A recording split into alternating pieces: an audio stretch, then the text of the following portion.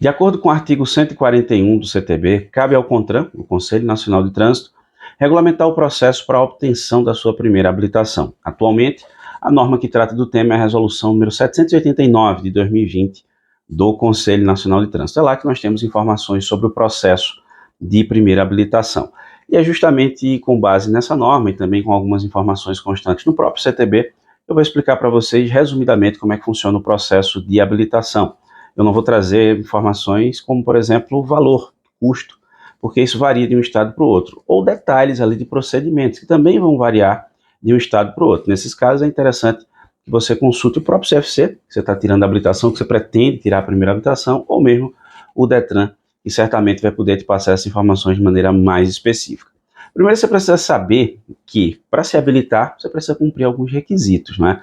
O primeiro deles é ser penalmente imputável, ou seja, ser maior de 18 anos e responder pelos seus atos na forma da lei. Nós temos casos, inclusive, de pessoas que não têm 18 anos, mas são emancipadas judicialmente. Essas pessoas também não podem se habilitar, justamente porque não têm 18 anos. A questão da emancipação judicial tem efeitos lá na vida civil. Essa pessoa não responderia criminalmente da mesma forma que uma pessoa com mais de 18 anos, com 18 anos ou mais, né, responderia, como eu, por exemplo. Então, por essa razão, é que a pessoa que não tem 18 anos não pode se habilitar, a não ser que mude a lei, nunca se sabe, né? Mas considerando a legislação em vigor, não é possível. A segunda exigência é que você saiba ler e escrever. Não existe uma exigência com relação à escolaridade, mas que a pessoa seja alfabetizada, saiba ler e escrever. E a terceira exigência é em relação à documentação. Precisa ter um documento de identificação pessoal. Normalmente é o RG, mas pode ser algum outro documento que tenha valor legal para identificar a pessoa. E a resolução 789, ela ainda exige que a pessoa tenha CPF. Cumpridos esses requisitos, pode iniciar o processo de primeira habilitação, iniciando lá no DETRAN. Né? Então você no DETRAN vai assinar a documentação necessária, vai fazer a captura de imagem, aqui tirar a foto que vai ficar na sua habilitação, colher digital, agendar exames, enfim, ali começa formalmente o seu processo de habilitação. Depois disso você vai fazer os exames de aptidão física e mental, conhecido popularmente como exame de vista, e depois vai fazer a avaliação psicológica. Esses exames é que determinam o prazo de validade da sua habilitação. Se você tiver menos de 50 anos, você pode pegar até 10 anos. E é nesse exame que fica definido isso, fica definido restrições, como por exemplo, você vai precisar usar óculos e outras restrições possíveis, né?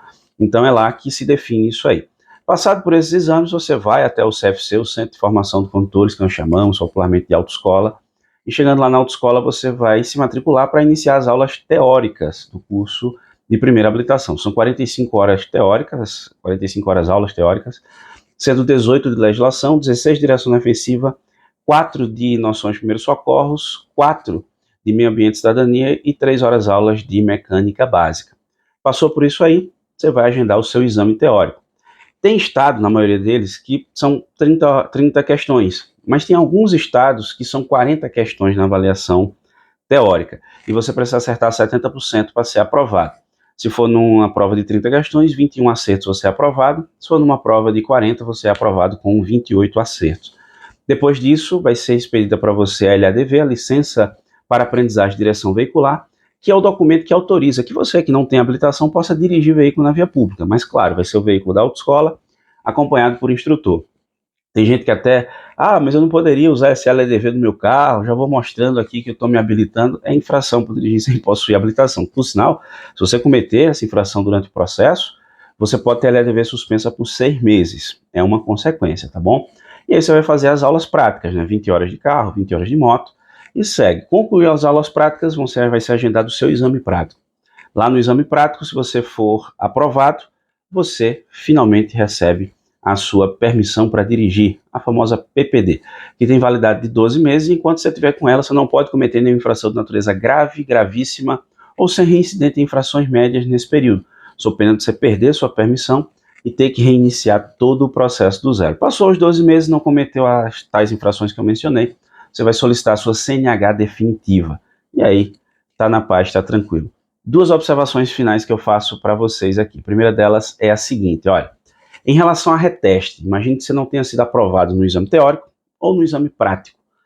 A legislação, até um tempo atrás, ela exigia que você só poderia fazer um novo exame depois de 15 dias da data do resultado. Isso mudou, não tem mais prazo mínimo. Então, se você acontecer de você não ser aprovado no exame teórico ou no exame prático, você só precisa reagendar um novo exame. Assim que tiver vaga disponível, você já pode marcar. Se tiver vaga de repente no dia seguinte, você já pode agendar, claro, se você entender que já é possível fazer essa nova avaliação tão rápida, sem um preparo, enfim, é questão pessoal, você avalia.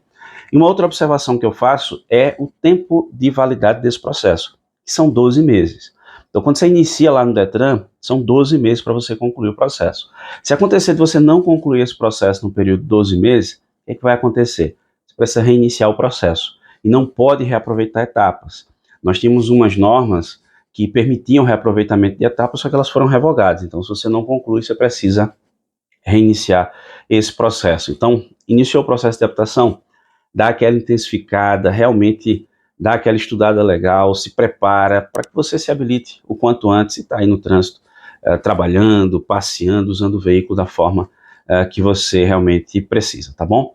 Ficou com dúvida? Concorda com algo, discorda de algo? Fique à vontade, vá deixando aí nos comentários. Você que nos acompanha aqui no canal já sabe, deixou sua dúvida, a gente tenta te ajudar de alguma forma, beleza? Agradeço muitíssimo a você que me acompanha até aqui, um grande abraço, até a próxima.